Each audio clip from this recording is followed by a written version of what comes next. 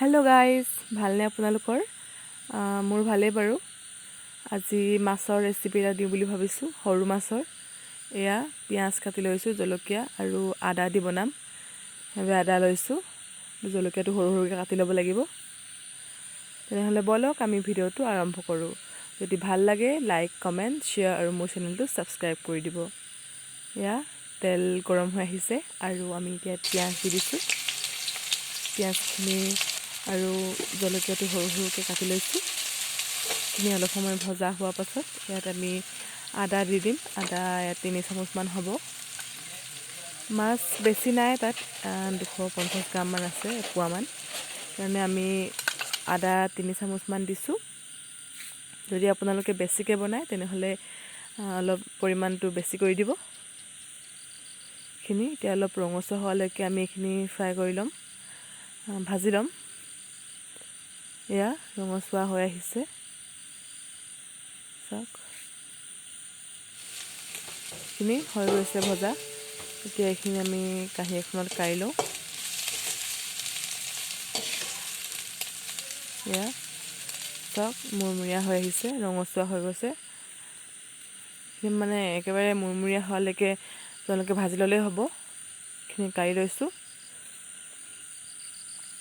কেৰাহীত তেল আছেই আৰু অলপ দি ল'ম আমি কেৰাহীত তেল। এইখিনি চাওক, এয়া তেল আৰু অলপ দি লৈছোঁ। এতিয়া আমি হালধি আৰু নিমখ সানি থৈছিলোঁ মাছখিনিত, সেইখিনি তেলত ফ্ৰাই কৰি ল'ম। চাওক তেল পূৰা গৰম হৈ আছিলে, ফুটিছে। একো নাই, মাছখিনি যেতিয়া হালধি আৰু নিমখ লগাব তেতিয়া অলপ তেল দি লগাই দিব, তেল দি সানি দিব, তেতিয়া ইমান নুফুটে।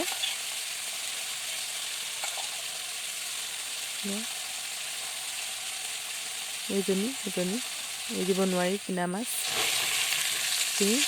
এতিয়া দুবাৰমান লুটিয়াই দিব লাগিব। এবাৰ লুটিয়াই দিলোঁ আৰু এবাৰমান লুটিয়াই দিলোঁ, এইখিনি হৈ যাব। সিজি যোৱালৈকে হ'ব, সিজি যোৱালৈকে অলপ টান হোৱালৈকে ফ্ৰাই কৰি ল'লেই হ'ব। আৰু এবাৰ লুটিয়াই দিছোঁ আমি এইখিনি।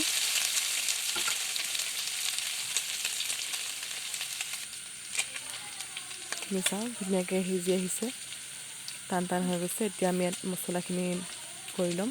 এয়া জিৰা দিছোঁ, মই ৰেড চিলি অলপ দিছোঁ, অলপ দিলেই হ'ব। ধনিয়া দি দিছোঁ, ধনিয়া পাউডাৰ, আৰু এইখিনি মিট মছলা গুড়ি। এতিয়া এইখিনি ভালদৰে আমি গুলি ল'ম। পানীত গুলি দিলে কি হয়, মছলাখিনি ধুনীয়াকৈ মাছখিনিৰ লগত মিলি যাব।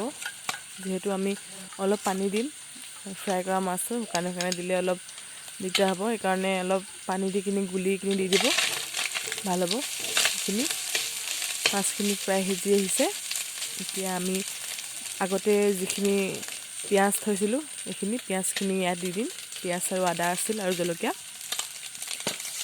এইখিনি ইয়াত দি ভালদৰে মাছ আৰু পিঁয়াজখিনি মিলি যোৱাকৈ ভাজিলেই হ'ব। এইখিনি এতিয়া মিলাই দিয়ক।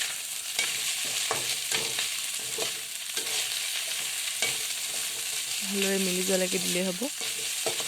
বেছিকৈ নিমখ দি দিব, যিহেতু মাছখিনি সানোতে নিমখ দিয়াই হয় ইয়াত পিঁয়াজখিনিৰ কাৰণে, আৰু পানী অলপ দিব লাগিব কাৰণে নিমখ অকণমান দি দিছোঁ মই।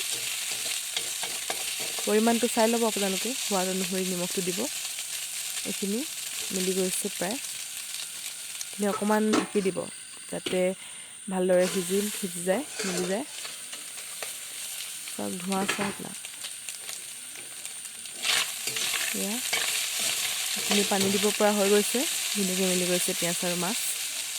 এতিয়া ইয়াত অলপ গৰম পানী দিব, ঠাণ্ডা পানী নিদিব।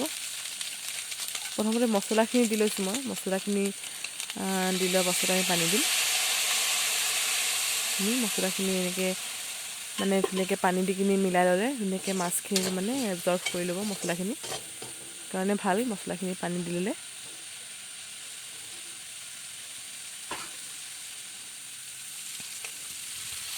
ইয়াত অলপ গৰম পানী দিব, বেছি নিদিব, যিহেতু মাছখিনি কম এপোৱাহে আছে। সেইকাৰণে পানীও অলপ কমেই দিব, যাতে পানীখিনি অলপ সিজাৰ পাছত অলপ কমি যাব এনেও পানী। সেইকাৰণে অকণমান ডাঠ হোৱাকৈ ইয়াত পানীটো কমি আহিছে অলপ। এতিয়া আমি ইয়াত এটুকুৰা টেঙা চেপি দিম।